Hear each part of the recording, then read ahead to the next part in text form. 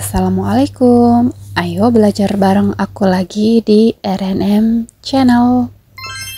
Kali ini aku mau bahas latihan soal P3K kebidanan ini untuk bidan terampil. Materinya tentang informed choice dan informed consent.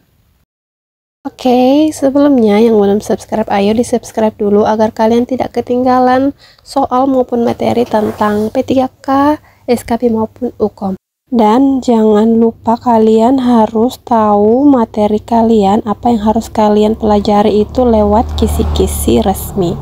Tapi berhubung kisi-kisi tahun ini tuh belum ada, jadi kita berpatokannya sama tahun lalu dulu ya. Oke ya, kita ke soal nomor 1. Seorang bidan telah menjelaskan berbagai pilihan metode persalinan kepada kliennya. Setelah memberikan penjelasan, apa langkah selanjutnya yang harus dilakukan bidan sesuai dengan prinsip informed choice? A. Memilihkan metode persalinan terbaik untuk klien berdasarkan pengalaman bidan. B. Membuat keputusan bersama dokter kandungan untuk menentukan pilihan yang aman bagi klien. C. Menyuruh klien untuk mengikuti rekomendasi dari bidan tanpa mempertimbangkan pilihannya. D. Memberikan kesempatan kepada klien untuk mempertimbangkan semua pilihan yang telah dijelaskan, atau E. Memaksa klien untuk segera membuat keputusan demi efisiensi waktu. Kira-kira jawabannya apa? Pasti kalian udah tahu. Tapi tetap ayo kita bahas. Di sini aku mau bahas lengkap per opsi. Informed choice adalah prinsip yang penting dalam praktek kebidanan, yang berarti klien harus diberi penjelasan yang cukup tentang berbagai pilihan metode persalinan dan dampak dari setiap pilihan tersebut, sehingga mereka dapat membuat keputusan secara mandiri dan berdasarkan informasi yang lengkap. Peran bidan adalah memberikan informasi yang jelas dan mendukung, tetapi tetap menghormati hak klien untuk memilih pilihan yang dia inginkan. Oke, mari kita bahas setiap pilihan yang ada. Untuk opsi A, memilihkan metode persalinan terbaik untuk klien berdasarkan pengalaman bidan. Pilihan ini tidak tepat karena bertentangan dengan prinsip informed choice. Meski pengalaman bidan sangat penting, keputusan mengenai metode persalinan tetap harus berada di tangan klien, bukan diputuskan oleh bidan secara sepihak. Bidan hanya berperan sebagai fasilitator, bukan pengambil keputusan utama. Untuk opsi B, membuat keputusan bersama dokter kandungan untuk menentukan pilihan yang aman bagi klien. Meskipun kolaborasi dengan dokter kandungan penting dalam beberapa kasus, pilihan ini tidak tepat karena keputusan akhir tetap harus datang dari klien setelah mendapatkan informasi yang memadai. Informed choice menuntut agar klien tetap menjadi pusat dari proses pengambilan keputusan. Untuk opsi C, menyuruh klien untuk mengikuti rekomendasi dari bidan tanpa mempertimbangkan pilihannya. Ini bukan pilihan yang benar karena prinsip informed choice mengutamakan otonomi klien. Klien tidak boleh dipaksa mengikuti rekomendasi bidan tanpa mempertimbangkan pendapat atau preferensinya. Klien harus diberi ruang untuk berpikir dan mempertimbangkan semua opsi. Untuk opsi D, memberikan kesempatan kepada klien untuk mempertimbangkan semua pilihan yang telah dijelaskan. Nah, ini adalah pilihan yang paling tepat. Setelah memberikan penjelasan tentang berbagai metode persalinan, bidan harus memberi klien waktu untuk mempertimbangkan setiap opsi yang telah dijelaskan. Hal ini sejalan dengan prinsip informed choice yang menghormati hak klien untuk mengambil keputusan yang paling sesuai dengan nilai dan preferensinya. Klien harus diberi kesempatan untuk bertanya, berdiskusi, dan akhirnya membuat keputusan yang sesuai dengan keinginan dan kenyamanannya. Dan untuk opsi E, memaksa klien untuk segera membuat keputusan demi efisiensi waktu. Ini pilihan yang salah karena memaksa klien membuat keputusan cepat tanpa memberi waktu untuk mempertimbangkan melanggar prinsip informed choice. Klien berhak mendapatkan waktu yang cukup untuk mempertimbangkan setiap informasi sebelum membuat keputusan. Jadi udah cocok ya, jawaban yang benar adalah D, memberikan kesempatan kepada klien untuk mempertimbangkan semua pilihan yang telah dijelaskan. Nah, ini adalah langkah yang benar sesuai dengan prinsip informed choice yaitu memberi kesempatan kepada klien untuk mempertimbangkan setiap pilihan. Ini memungkinkan klien membuat keputusan berdasarkan pemahaman yang lengkap sesuai dengan kebutuhannya dan dengan dukungan bidan yang bersifat non-direktif. Kita lanjut ke soal nomor 2. Dalam memberikan asuhan yang menghormati hak wanita, sesuai dengan Kode Etik Internasional Bidan yang dikeluarkan oleh International Confederation of Midwives atau ICM 1993, peran bidan dalam informed choice adalah A. Mengarahkan klien untuk memilih prosedur yang menurut bidan paling efisien. B. Menghormati hak wanita untuk memilih asuhan setelah mendapatkan penjelasan. C. Menentukan tindakan medis tanpa melibatkan klien dalam keputusan. D. Mengabaikan preferensi klien jika dianggap kurang tepat oleh bidan. Atau E. Mengambil keputusan yang dianggap terbaik oleh keluarga klien. Oke, kira-kira jawabannya apa? Informed choice adalah inti dari pemberian asuhan yang menghormati hak wanita, dan bidan memiliki tanggung jawab untuk memberikan informasi yang akurat dan lengkap tentang pilihan asuhan yang tersedia. Sesuai dengan Kode Etik Internasional yang dikeluarkan oleh International Confederation of Midwives atau ICM tahun 1993, peran bidan dalam informed choice adalah memberikan informasi yang lengkap dan menghormati hak wanita untuk membuat keputusan yang sesuai dengan keinginannya setelah memahami informasi yang diberikan. Oke, kita bahas setiap opsi yang ada. Dimulai dari opsi A, mengarahkan klien untuk memilih prosedur yang menurut bidan paling efisien. Ini pilihan yang tidak tepat. Peran bidan adalah memberikan informasi yang objektif, bukan mengarahkan klien untuk memilih prosedur yang dianggap paling efisien oleh bidan. Keputusan akhir tetap berada di tangan klien setelah mereka memahami semua pilihan yang ada. Untuk opsi B, menghormati hak wanita untuk memilih asuhan setelah mendapatkan penjelasan. Ini adalah pilihan yang paling tepat. Prinsip dasar informed choice adalah menghormati hak wanita untuk membuat keputusan terkait asuhan kesehatannya sendiri. Setelah bidan memberikan penjelasan tentang semua opsi yang tersedia, termasuk manfaat, risiko, dan konsekuensi dari setiap pilihan, klien berhak memilih tindakan yang menurutnya paling sesuai dengan keinginannya. Bidan harus menghormati keputusan klien, meskipun mungkin berbeda dari rekomendasi klinis. Untuk opsi C, menentukan tindakan medis tanpa melibatkan klien dalam keputusan. Pilihan ini bertentangan dengan konsep informed choice. Dalam Kode Etik Bidan, klien harus terlibat secara aktif dalam setiap keputusan terkait asuhan kesehatannya. Bidan tidak boleh membuat keputusan secara sepihak tanpa melibatkan klien, karena ini mengabaikan hak dan otonomi klien. Opsi D, mengabaikan preferensi klien jika dianggap kurang tepat oleh bidan. Pilihan ini salah karena bertentangan dengan prinsip menghormati hak klien. Bidan harus tetap menghormati preferensi klien, meskipun preferensi tersebut mungkin berbeda dengan pandangan bidan. Jika ada ketidaksepakatan, bidan harus memberikan penjelasan lebih lanjut, tetapi tetap menghargai keputusan akhir yang diambil oleh klien. Kemudian untuk opsi E, mengambil keputusan yang dianggap terbaik oleh keluarga klien. Pilihan ini tidak tepat, karena bidan harus fokus pada keinginan dan preferensi klien, bukan keluarga. Keluarga dapat memberikan masukan, tetapi keputusan akhir harus tetap ada di tangan klien setelah mendapatkan informasi yang memadai dari bidan. Jadi udah cocok untuk soal nomor 2. Jawaban yang tepat adalah B, menghormati hak wanita untuk memilih asuhan setelah mendapatkan penjelasan. Prinsip informed choice mewajibkan bidan untuk memberikan penjelasan lengkap mengenai pilihan yang ada dan menghormati keputusan yang diambil oleh klien. Ini mencerminkan penghargaan terhadap klien untuk berpartisipasi secara aktif dalam proses pengambilan keputusan terkait kesehatannya. Kita lanjut ke soal nomor 3. Bentuk persetujuan medis yang dianggap telah diberikan tanpa pernyataan resmi dalam situasi darurat yang mengancam jiwa pasien disebut A. Informed consent, B. Implied consent, C. Express consent, D. Konsen verbal, atau E. Konsen tertulis? Jawaban kalian apa? Oke, mari kita bahas. Dalam situasi medis darurat yang mengancam jiwa, tenaga kesehatan seringkali tidak memiliki cukup waktu untuk mendapatkan persetujuan secara tertulis atau formal dari pasien atau keluarganya. Dalam kasus seperti ini, persetujuan yang dianggap telah diberikan tanpa pernyataan resmi disebut implied consent.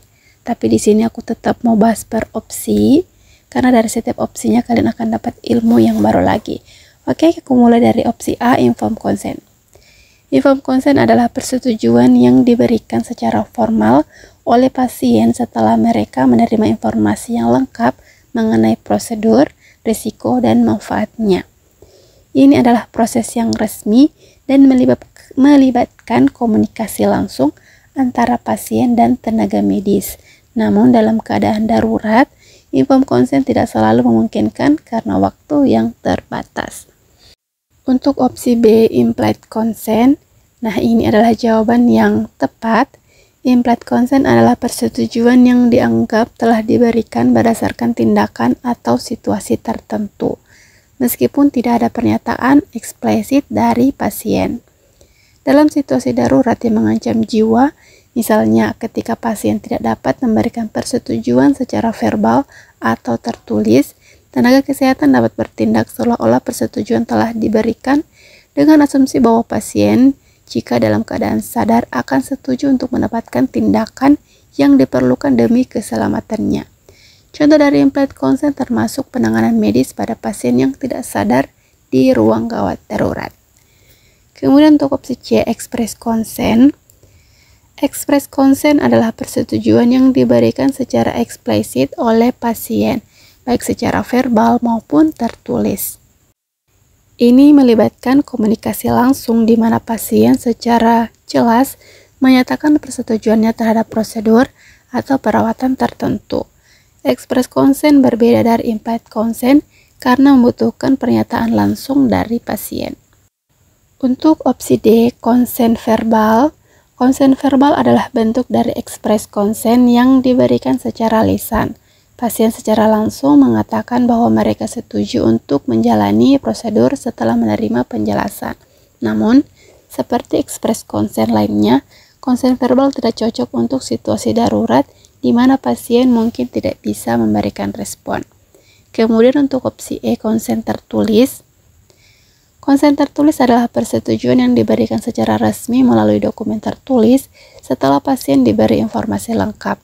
Sama seperti consent verbal, persetujuan tertulis tidak cocok dalam situasi darurat karena membutuhkan waktu dan prosedur formal.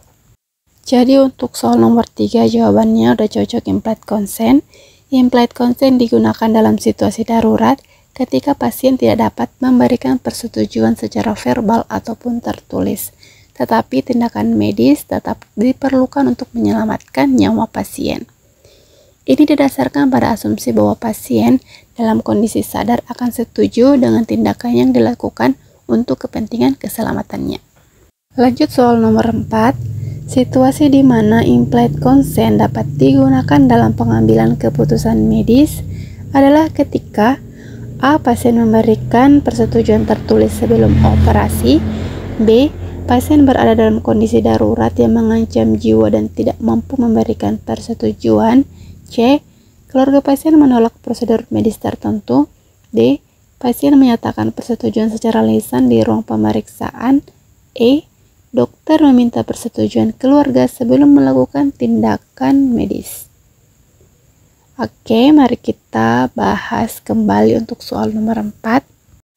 Tapi dari soal nomor 3 kalian pastinya udah paham sih apa itu implied consent. Tapi nggak apa-apa, kita bahas lagi untuk memperdalam ilmu kalian tentang informed consent. Oke, implied consent adalah persetujuan yang tidak secara eksplisit diberikan oleh pasien, namun dianggap telah diberikan berdasarkan situasi tertentu. Dalam dunia medis, implied consent sering digunakan dalam situasi darurat, ketika pasien tidak mampu memberikan persetujuan secara verbal atau tertulis. dan tindakan medis harus segera dilakukan untuk menyelamatkan nyawa atau mencegah kerusakan serius. Di sini tetap aku mau bahas per opsi. Untuk opsi A, pasien memberikan persetujuan tertulis sebelum operasi. Ini adalah contoh informed consent atau konsen tertulis, bukan implied consent. Persetujuan tertulis merupakan bentuk persetujuan yang jelas dan eksplisit, di mana pasien menandatangani dokumen setelah menerima informasi lengkap tentang prosedur, risiko, dan manfaat. Opsi B, pasien berada dalam kondisi darurat yang mengancam jiwa dan tidak mampu memberikan persetujuan. Ini adalah pilihan yang tepat. Dalam situasi di mana pasien tidak dapat memberikan persetujuan karena kondisinya, misalnya tidak sadar atau dalam keadaan kritis, dan ada kebutuhan untuk segera melakukan tindakan medis demi menyelamatkan nyawa atau mencegah kerusakan yang lebih serius, implied consent ini digunakan. Dalam situasi ini, dokter atau tenaga medis berasumsi bahwa jika pasien dalam keadaan sadar, ia akan menyetujui tindakan medis yang diperlukan. Kemudian untuk opsi C, keluarga pasien menolak prosedur medis tertentu. Situasi ini tidak melibatkan implied consent. Jika keluarga pasien menolak suatu prosedur, maka tenaga kesehatan harus menghormati keputusan keluarga atau mencari solusi lain sesuai dengan hukum dan etika medis yang berlaku. Implied consent hanya berlaku jika pasien tidak mampu memberikan persetujuan dan tidak ada penolakan dari keluarga. Lanjut opsi D, pasien menyatakan persetujuan secara lisan di ruang pemeriksaan. Ini adalah contoh dari konsen verbal, bukan implied consent. Konsen verbal adalah bentuk persetujuan eksplisit di mana pasien secara lisan menyatakan setuju untuk menjalani tindakan medis setelah menerima penjelasan. Implied consent sebaliknya digunakan dalam situasi di mana pasien tidak bisa menyatakan persetujuan. Untuk opsi E, dokter meminta persetujuan keluarga sebelum melakukan tindakan medis. Ini adalah contoh dari express consent, khususnya persetujuan yang diberikan oleh keluarga pasien ketika pasien tidak dapat memberikan persetujuan sendiri. Dalam situasi ini, keluarga bertindak sebagai wakil pasien. Namun, ini bukan implied consent karena persetujuan tetap diberikan secara eksplisit oleh keluarga. Jadi untuk soal nomor 4, jawaban yang tepat sudah cocok B, pasien berada dalam kondisi darurat yang mengancam jiwa dan tidak mampu memberikan persetujuan. Implied consent digunakan dalam keadaan darurat ketika pasien tidak bisa memberikan persetujuan secara langsung, misalnya karena tidak sadar, dan tindakan medis harus segera dilakukan untuk menyelamatkan nyawa atau mencegah kerusakan yang serius. Soal nomor 5. Mengapa express consent dalam bentuk tertulis lebih dianjurkan dibandingkan persetujuan lisan atau implied consent? A. Karena express consent lisan tidak dianggap sah dalam praktek medis. B. Karena persetujuan tertulis lebih mudah dipahami oleh pasien. C. Karena persetujuan tertulis memberikan bukti yang lebih kuat jika dibutuhkan di masa mendatang. D. Karena implied consent hanya berlaku untuk kasus minor. Atau E. Karena persetujuan tertulis adalah satu-satunya bentuk persetujuan yang sah. Langsung ke pembahasan. Express consent dalam bentuk tertulis lebih dianjurkan dalam praktik medis karena memberikan kepastian hukum dan dokumentasi yang jelas tentang persetujuan pasien terhadap prosedur atau tindakan medis yang akan dilakukan. Hal ini sangat penting untuk menghindari sengketa di kemudian hari, baik dari pihak pasien maupun tenaga medis. Tetap kita akan bahas per opsi. Kita mulai dari opsi A. Karena express consent lisan tidak dianggap sah dalam praktek medis. Pilihan ini tidak tepat. Persetujuan lisan juga sah dalam praktek medis selama pasien memberikan persetujuan secara sadar dan setelah menerima penjelasan yang memadai mengenai prosedur. Namun, persetujuan tertulis lebih dianjurkan karena memberikan bukti yang lebih kuat. Untuk opsi B, karena persetujuan tertulis lebih mudah dipahami oleh pasien. Pilihan ini juga kurang tepat. Persetujuan tertulis bukanlah tentang kemudahan pemahaman oleh pasien, melainkan tentang memberikan dokumentasi yang jelas dan resmi. Persetujuan lisan juga bisa dipahami oleh pasien, tetapi yang membedakan adalah kekuatan bukti yang diberikan. Untuk opsi C, karena persetujuan tertulis memberikan bukti yang lebih kuat jika dibutuhkan di masa depan. Ini adalah pilihan yang tepat. Persetujuan tertulis memberikan bukti dokumentasi yang jelas dan dapat digunakan di masa depan jika terjadi masalah hukum atau sengketa. Dalam persetujuan tertulis, ada dokumen resmi yang ditandatangani oleh pasien atau wakilnya dan tenaga medis yang bisa dijadikan referensi dalam penyelesaian perselisihan terkait tindakan medis yang telah dilakukan. Ini adalah alasan utama mengapa persetujuan tertulis lebih dianjurkan. Untuk opsi D, karena implied consent hanya berlaku untuk kasus minor. Ini pilihan yang tidak tepat. Implied consent tidak terbatas hanya pada kasus minor, melainkan pada situasi darurat ketika pasien tidak dapat memberikan persetujuan secara eksplisit. Ini digunakan dalam kasus di mana tindakan segera diperlukan untuk menyelamatkan nyawa atau mencegah kerusakan yang lebih serius, terlepas dari apakah kasus tersebut dianggap besar atau kecil. Untuk opsi E, karena persetujuan tertulis adalah satu-satunya bentuk persetujuan yang sah. Ini merupakan pilihan yang tidak tepat. Persetujuan tertulis bukan satu-satunya bentuk persetujuan yang sah. Persetujuan lisan atau verbal consent juga sah, asalkan pasien secara sadar dan sukarela memberikan persetujuan setelah menerima informasi yang memadai. Implied consent juga sah dalam situasi tertentu, terutama dalam keadaan darurat. Jadi untuk soal nomor 5, jawaban yang tepat adalah C, karena persetujuan tertulis memberikan bukti yang lebih kuat jika dibutuhkan di masa depan. Persetujuan tertulis sangat dianjurkan karena memberikan dokumentasi yang jelas dan kuat yang dapat dijadikan bukti hukum jika dibutuhkan di kemudian hari. Ini memastikan perlindungan bagi pasien dan tenaga kesehatan dalam kasus perselisihan atau masalah hukum terkait prosedur medis. Udah selesai pembahasan soal kita kali ini, semoga bermanfaat untuk teman-teman yang masih berjuang. Tetap semangat, jangan bosan untuk belajar. Semoga tahun ini kalian bisa meraih apa yang kalian impikan. Dan sebagai penutup, seperti biasa, aku mau bacain salah satu kata bijak. Langkah pertama untuk berhasil adalah percaya bahwa kamu bisa. Oke, tetap semangat!